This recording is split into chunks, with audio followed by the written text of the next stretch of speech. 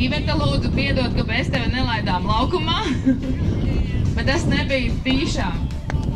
Kļūdas gadās arī mums, protams. Mēs esam arī uztraukušies, lai jums būtu labāk un mēs visu kārtīgi izdarītu, bet nu...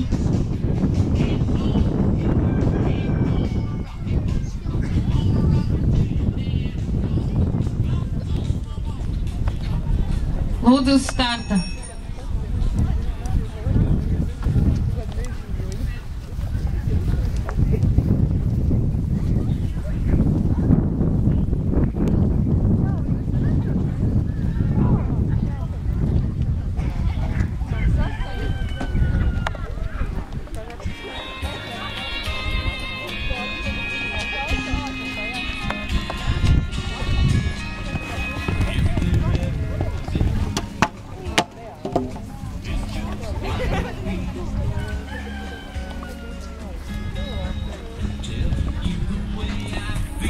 Kā jau sacīju, cienījamie skatītāji, šķēršļa augstums ir nopietns.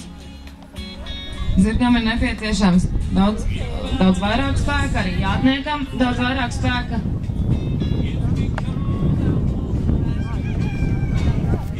Ar aplausiem apsveicam mūsu pirmo dalībnieci. Šķēršļa maršrutā līdz 1,10 m.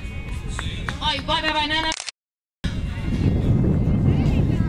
Maršrutu 9, 10, ak Dievs, es jau līdz 8.